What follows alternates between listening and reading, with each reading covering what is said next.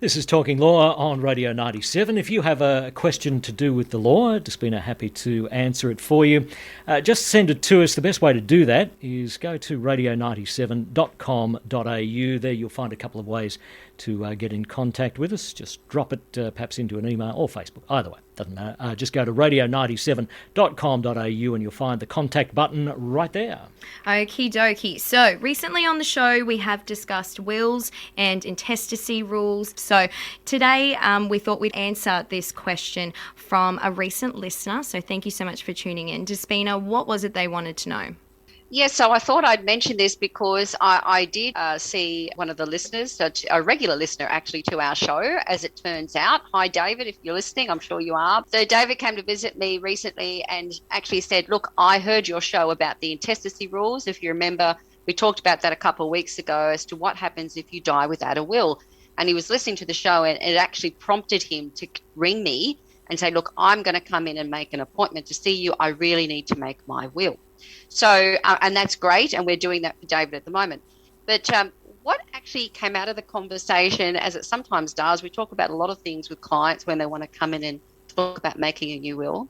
And it was this, and David was under the impression that the previous will that he had made several years ago was still valid and current, but he had married again after making that will. So that brought up an interesting conversation with him, and I thought I'd raise it today about how wills can be revoked, because a lot of people aren't aware that a marriage and a divorce and a few other circumstances can actually revoke a will that you've already got in place beforehand. So interesting. So, for instance, you have a will in place, you separated. So if you just separated, you have a will in place, is that the point that you need to start looking at getting a new will done?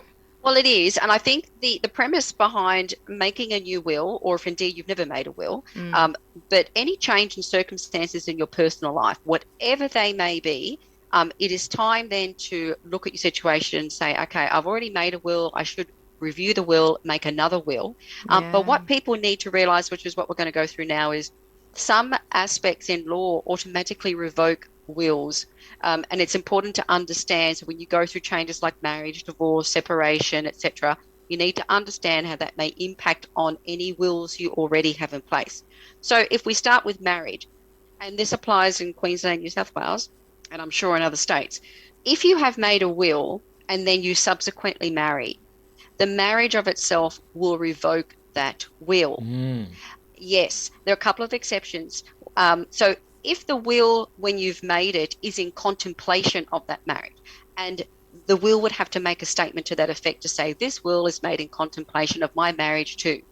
Okay, so obviously you would be doing it very soon before your marriage. Now, if you do that and then you subsequently marry, that will remain valid because it was made in contemplation of the marriage, and there was a statement in the will to that effect. But not everybody knows about that. Not everybody does that. So you have to understand that if you've made a will, then you later on are married, the marriage will revoke the will. Now, not to cause confusion to people out there, but there is an exception as well. So if the will that you made appointed the person that you were going to marry and have married as your executor, and you've also given them a gift in that will, then those provisions remain valid.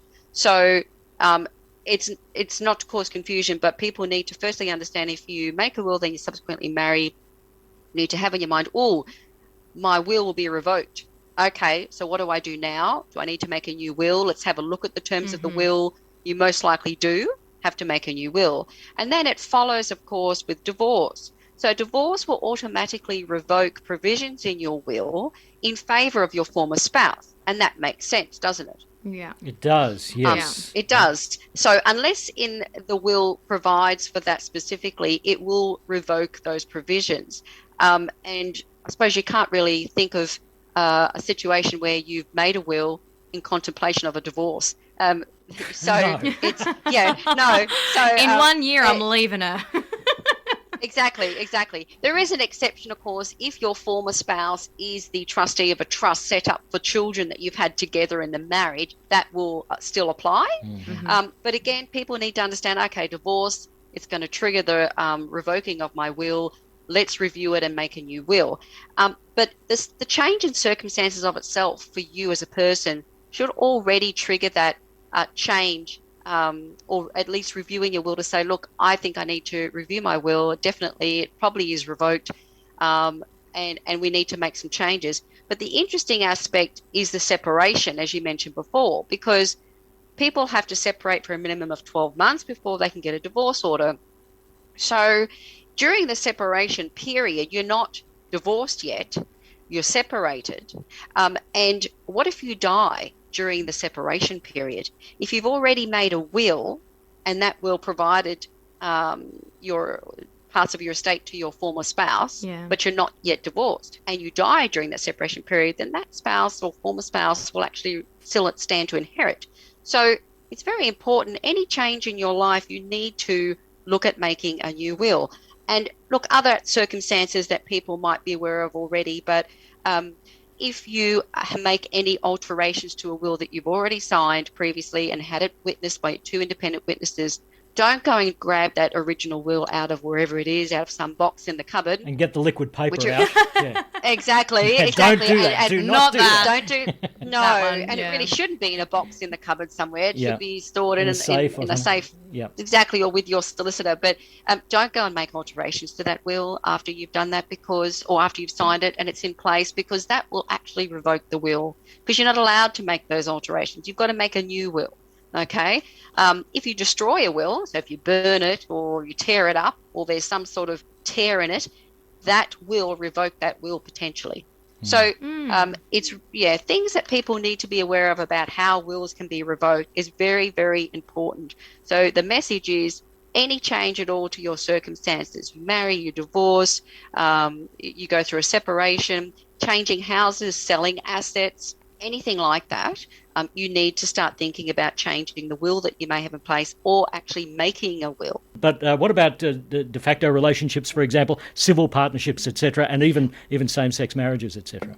So the same principles apply. So whether you're in a de facto relationship or a civil partnership, what I've just said in this segment equally applies to those relationships as well. There you go, learning something new every day on Talking Law, every Thursday morning, 8:30. Thank you so much again, Despina, for joining us. And if anyone does want to get in touch with you directly, where can they go? So they can phone the office, 55291 294, or they can email info@prialalegal.com.au. And I will be uploading the segments by the end of the week or the weekend for anyone who's missed the segment or only caught the end of it. Good stuff. Just search Priala Legal on YouTube, Priala. Thank you again, Despina and Wayne. See you then, guys.